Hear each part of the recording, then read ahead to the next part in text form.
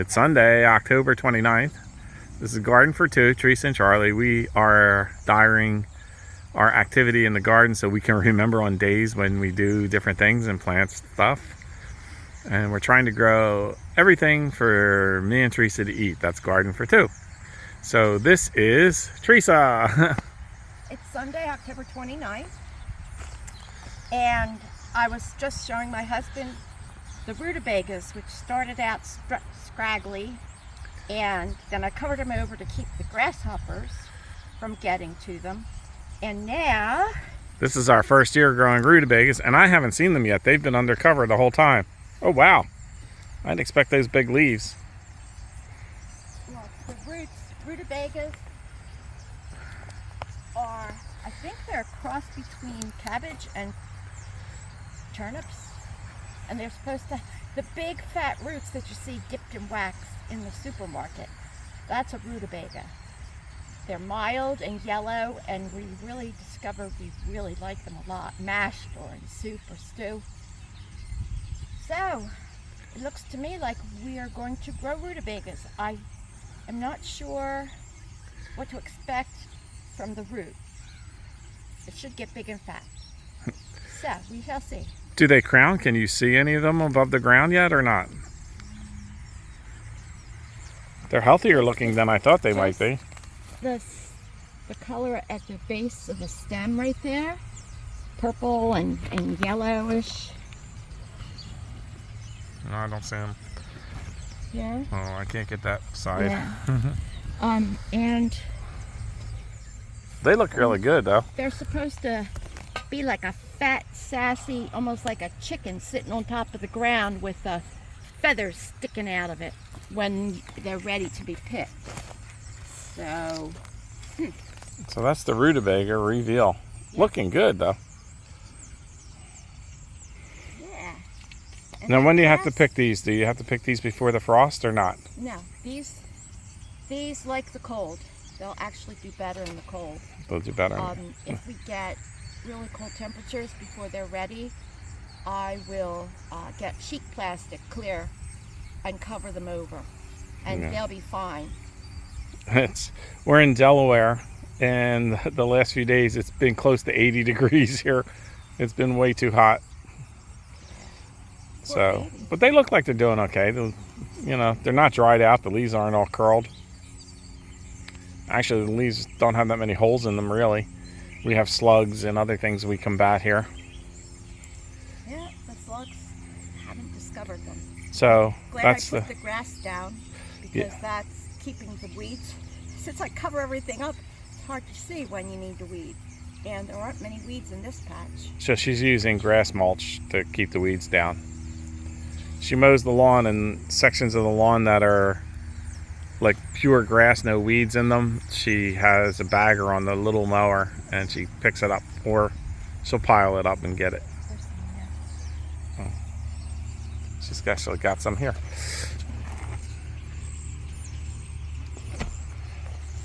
So yeah, she was over here doing work on her peppers and I interrupted her. And then she's got cabbage, cauliflower, and broccoli. And over in the orchard area, she's got carrots going. So we're going to go over to the orchard area now. I'm going to press pause and we'll pick you up in the orchard area. I'm going to do an update on where we are with the trees that we planted this spring. See you in the orchard. All right, we're over in the orchard area and we're going to give an update on the trees that we planted this spring. These were bare root, and they looked like sticks, like that thick when we planted them. And Teresa's going to tell you which trees we have and what we did, if you remember how we planted them. We dug bowls about the size of a wheelbarrow down in the ground and then fertilized that and then built these up a little bit because this is the wettest area in the yard, right? Yeah. So, and then we put wood chips down. So which tree is this, hon? This is a Candy Crisp apple. I chose the 3 different varieties because they were recommended as cross-pollinators. How tall was this guy when we planted him?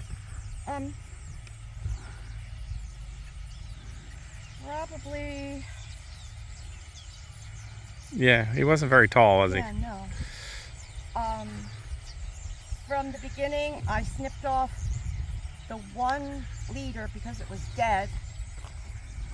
That was a little, about 6 inches above the stub, and it grew a new leader, which I'm going to try and grow these in the triangular shape that you see the trees, apple trees on TV.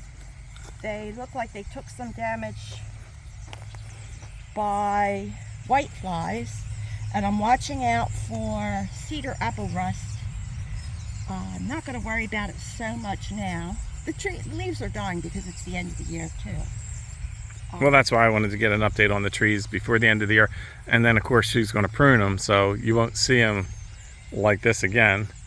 So tell me about the collars at the base. These white collars, and all these trees are from Stark Brothers, and they guarantee the trees for a year. If they die before the end of the year, you can put in a claim, which I have put in a claim for a persimmon tree. But yeah, guys, we are not sponsored by anybody. This is just Teresa and my channel for documenting what we're doing. So these are the collars that Stark Brothers recommends when the trees are young to keep animals like rabbits and mice from chewing on the bark. They're like a long coil. But I'll show you what happens if the trees outgrow them, but that's down in the peach tree. the trees outgrow them. It was a stick, and now you can see it actually looks like a tree. He's more than doubled the thickness, I think. Yeah. I have them staked, not with a single stake, but with 3 stakes that give them room to move all around with the wind. You can't tie them too tightly because you'll girdle the tree bark. These are not tight at all. Well, them moving actually helps them get stronger as they get used to it. Yeah. So anyhow, so this was an apple? This is a Candy Crisp apple. So we planted this in the spring, and she will cut it back after the leaves die, I think. But we do not plan to get any apples next year from this tree. I think you got to wait just a little bit longer than 1 year, although I kind of get impatient. And the price of apples in the store is now what, $1 an apple? So, all right, what's the next one? This is a Golden Delicious. Hold on. So Golden Delicious is what she said if you didn't hear it. Yeah, we don't care much for Red Delicious apples, but Golden Delicious have a unique flavor. So I decided to get one of those since it's cross-pollination between the 3 trees. And each of these trees will have their fruit.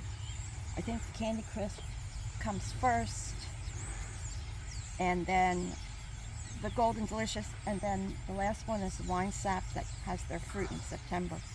So the same thing with these. I'll have a sulfur spray to use on them if they show signs. And let me take a close-up of some of the leaves here so they can kind of see. So this tree is a little smaller than the other tree. This one may be cedar apple. Because we do have some cedar trees on an So what's on the spots on the leaf? Rust? Yeah, I think it's cedar apple rust. Cedar apple rust. Goes So- between the cedar and the apple tree. But I can't make the neighbors cut their cedar trees down, so. No, we don't want to do that anyhow. Okay, so what's next? This is the Wine Sap, which So- is my personal favorite Wine saps. for making apple pie and apple butter. So I had to cut. I could skip the apple butter. Yeah, I love apple butter. I love apple pie. There's nothing comparable in the stores, the apple butter wise. No, there isn't. So this one I had to cut the leader back because it was so tall. It was like 7 feet It's tall. sprouting again at the and top. It's sprouting at the top. And that's Look at okay. that. I told her, I said, that leader, it went way up there. It was more than 7 feet. I'm 6 feet tall. It was way up there. I can't focus on it, guys. So it's actually getting leaves there. And I don't know why the branches swung down to touch the ground the way they do. Yeah, they're kind of. Because because of that, I'm gonna need to. So you're gonna shorten those branches. Yeah. The branches should be. This one's probably okay, but they should be at a 60-degree angle, 45 to 60. You don't want them to be. Yeah, more like up here, not this way, 60, this way. So she'll shorten that there when she trims it, and then that'll cause this part to get thicker and branch off, depending on where the buds are. Anyhow, these were all the same. This was just a stick when we planted it. So it's not doing too bad. It could be better, but here in Delaware, our trees got attacked by everything, and it's our first year really growing all these trees. So we're kind of actually happy they're still alive. So that one's a little tight. Yeah, I saw that. Okay, what's the next tree? The next tree is a cherry. A cherry tree. Which has started to grow only at the top. I had hopes that some of the lower branches would be scaffold branches, but not so far. Well, he's about 8 feet up there with no scaffold branches. So we're going to wind up, if this doesn't branch out down here at the bottom, we're going to have a really tall cherry tree. That's going to be a problem to harvest. Yeah, they said you can train them like apple trees, even though they are a stone fruit. But I'm still not sure what I'm going to do. If anyone knows how to prune cherries, let us know in the comments. But anyhow, it's still alive, and that's what we count on. Yeah. All right, what's the next one? Oh, Got 2 peach trees that fruit within a month of each other. so This these. is the Red Haven, which is the big, the one that mostly everybody thinks of when they think of peaches. It's a freestone, and people make peach jam with it and preserves, and they can them.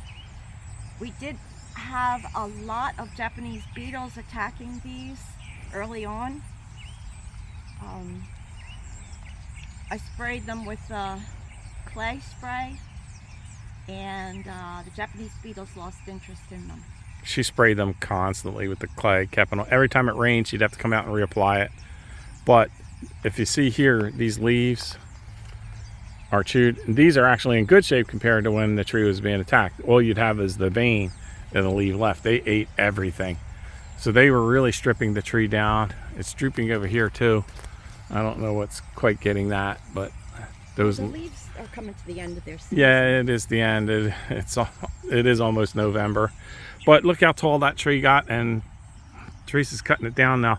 Come the spring, we're going to cut it way down, so that's why we wanted to show you the trees now before we cut them. And then you did something with the collar on the bottom on this one? Oh yeah, I took the collar off because when I got down and really took a good look, I saw the girdling was starting to happen. So I very quickly unwrapped them, but you can see the weird let me try and zoom in on the trunk. so you can see the lines on the trunk from where the cardboard was around. Look how fat that trunk got in 1 year. Now this tree doesn't need stakes anymore. I took the stakes away. It's perfectly stable. Even So when the wind blows. with this tree, even though it's its first year, we may get peaches off of this next year. We may take some of the fruit off, but maybe not all of it. So we'll see. But that all depends on how cold the winter is on it. When you cut back, and these trees are dwarf and semi-dwarf, so when you train a peach tree, you want it to be a vase shape, which means the middle branch, instead of being a leader, you cut it down very short. So you won't recognize this tree next year after I prune it. Well, we're trying to keep the trees short intentionally because we're getting too old to be like up on ladders trying to harvest, and then we're not sure how to protect all the fruit and everything from the birds and all that, and so we may need insect netting or bird netting. So we have 10 trees total, and this is the biggest peach tree. Now, why is this tree so much bigger than every other one, because that is the lowest spot in our yard. There's all clay under here, and this ground gets really wet when it rains, and we've had 5, 6, 7 inches of rain in a day. And I put down all these wood chips. This is the second layer of wood chips to catch a lot of that rain so it doesn't drown all my roots and my trees. And when we planted the trees, we balled them up a little bit.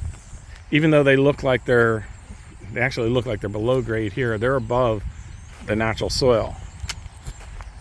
So this is another peach tree. You okay? Oh, I pulled the muscle on the back. Teresa's This is hurt herself my pulling very up branches. favorite tasting peach is a red loring, This is a red loring. I know what they are. and I could eat 3 of them a day. She does, and they're about $1 a piece right now. She was eating, let's put it this way, 4 a day. I was the one buying them. And actually, I got really big ones this year, so, but yeah, she was eating 4 a day, but pretty much, well, maybe I was eating 1. If I let them. If there was 1 left. I buy them 10 or 12 at a time, and there's only 2 of us. So this tree is looking pretty good, eh? Yes, I mean, you can still see some of the damage around the back end here from the Japanese beetles. Oh, yeah. All these confetti leaves. Oh, beetles and grasshoppers and whatever. White flies hit these too? Not these. Maybe the tarnished plant bugs. Tarnished plant bugs, yeah. Squash bugs were on them briefly, but I don't think they like the flavor.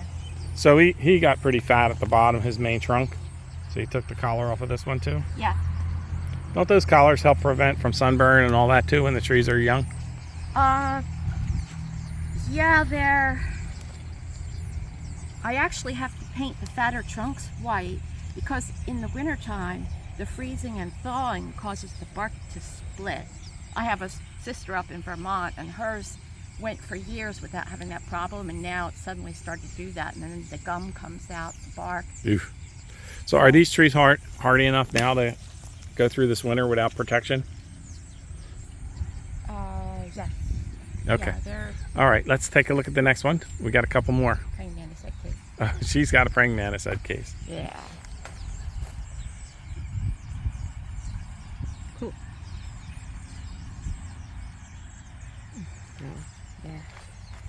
There. That wasn't a good spot for a praying mantis head case. Well, I guess it was eating the Japanese beetles. So if you want to see how we planted these trees, you can go back to our earlier videos in the spring. And we actually did videos on us planting trees, even though we're rookies at this kind of stuff. No, I did grow a peach tree before. Yeah, 1 peach tree. Volunteered. All right, show me the rest of the trees, hon. This is a Bartlett pear. It's Bartlett supposed to pear. be easy to grow. Let me get a zoom in it.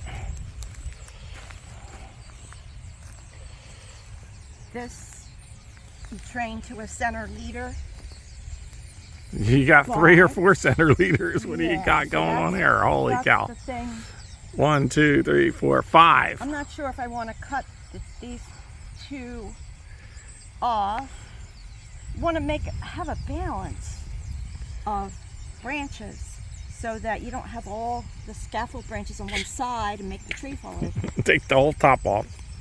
So some of these up here have to go. I'll leave 1. Are you sure? You don't want to take it right here? No. No, because... No. Keep it short? I'm going to confuse her now. Okay. You do what you do. Well, you don't want to train it to a vase shape. I mean, if I cut it right there, this would be the new leader. Now below I that. would leave it, you know. So, All right. let's just go check them out. These are cut. All right, we got 1 more. This is so sad. This is What happened to him? a golden glow pear or something. It's supposed to be relatively easy, but it was not. Obviously. It's not happy at all. No. Now I don't know if it's cedar apple rust bothering it or what, but it was really skinny when we first got it. It still is skinny. It's not girdled. Hasn't grown at all. We get, like I said, this is the area of the garden that gets the most water, and the roots get flooded here. But we did try and raise everything up.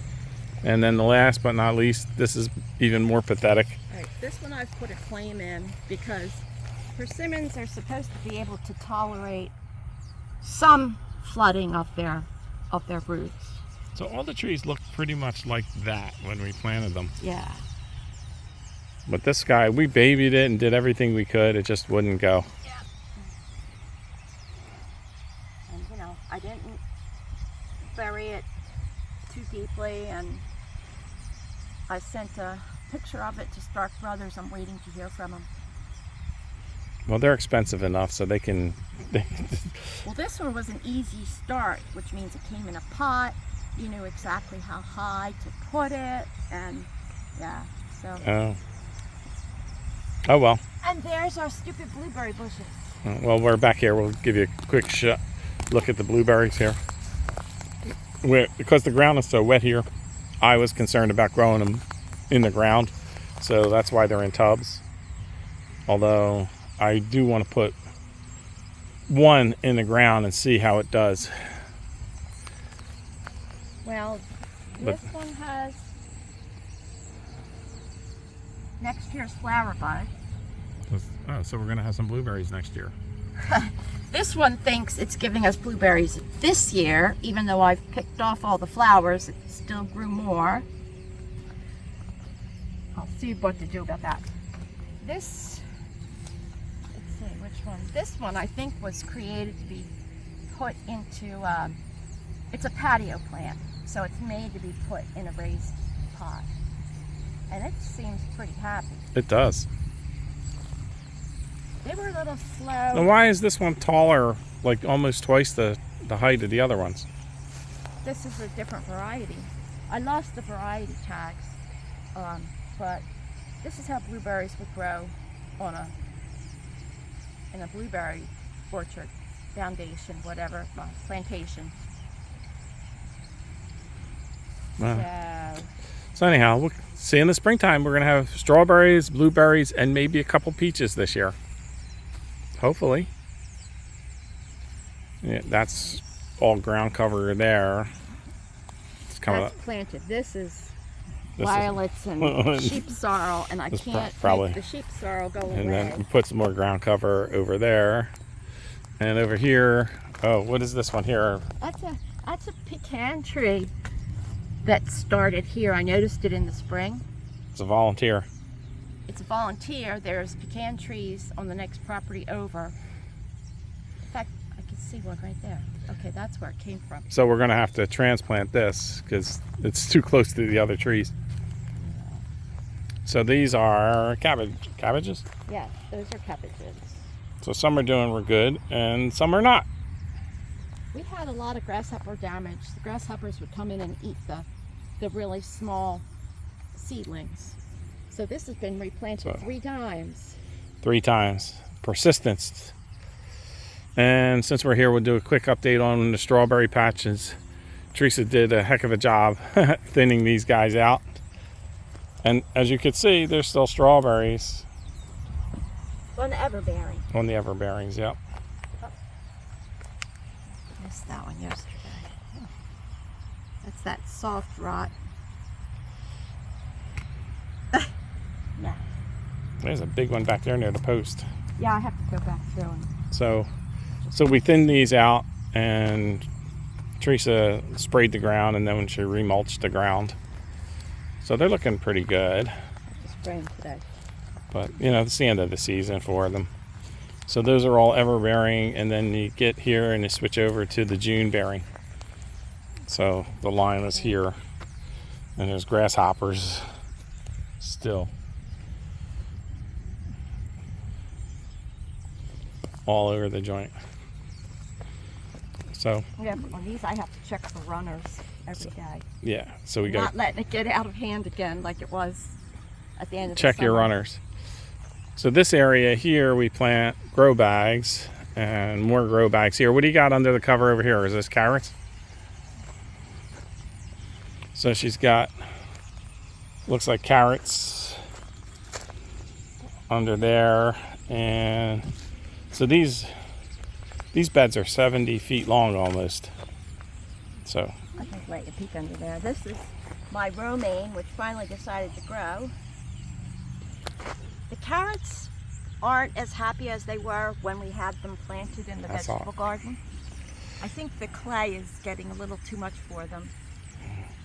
So you got carrots, romaine, and what's And I That planted way. garlic, but garlic? I used really tiny bulbs from last year and they didn't come up. So, and then there's garlic in there. There's maybe 2 plants that are 2 inches tall. And then I have more cabbage. More cabbage. So that's the update on the fruit trees and what's going on in the orchard. All along this side here, I'm getting ready to add more wood chips. We get wood chip drops from our neighbors, which that's all we have left from a huge truckload. So we're going to use all that. And that's the orchard area update for the fall. So I'm going to keep this video, and then in the springtime I will go back and see if we got any peaches. All right, this is Charlie and Teresa for Garden for Two. Thank you for watching and hope you enjoyed our videos.